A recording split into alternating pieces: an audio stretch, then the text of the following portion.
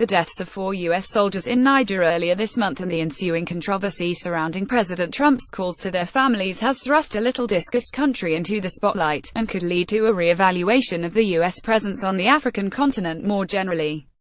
The Pentagon has slowly been bolstering the U.S. presence in Africa in recent years to partner with African nations to thwart various extremist terrorist organizations like the Islamic State of Iraq and Syria, ISIS, Boko Haram, and Al-Qaeda.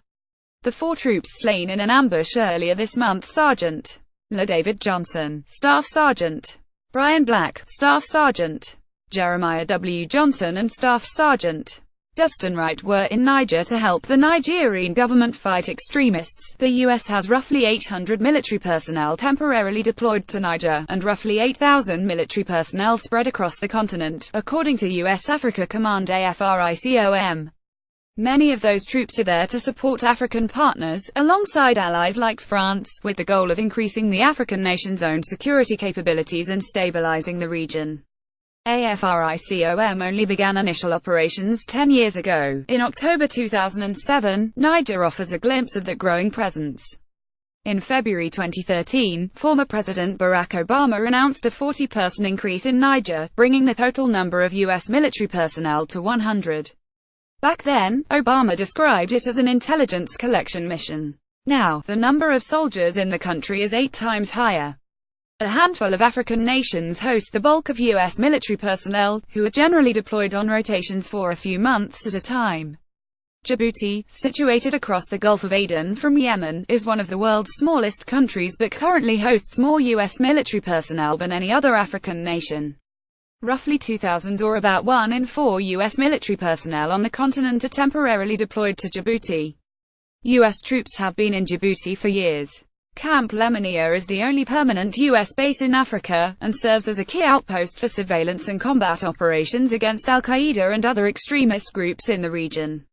The country with the second most U.S. military personnel deployed there is Niger, with roughly 800, according to AFRICOM. Next comes Somalia, Djibouti's neighbor, with roughly 400 U.S. military personnel.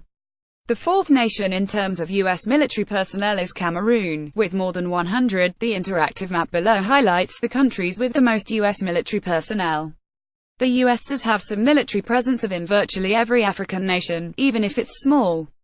Most nations, according to June figures from the Pentagon, have at least a handful of active GT personnel temporarily deployed there.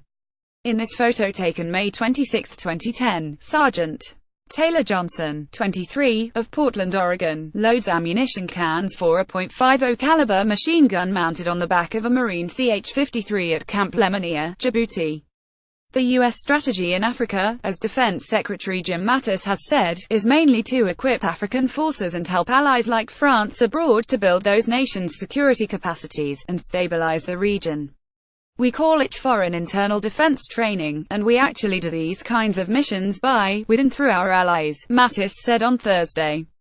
Violent extremist groups based in northern Mali and across the Sahel region in Africa have proven to be resilient, flexible and capable of carrying out attacks across the border, according to AFRICOM. The groups there have relative freedom to move around, making attacks easier and posing a threat to Niger, other African countries and U.S. military personnel. Marine Corps Gen.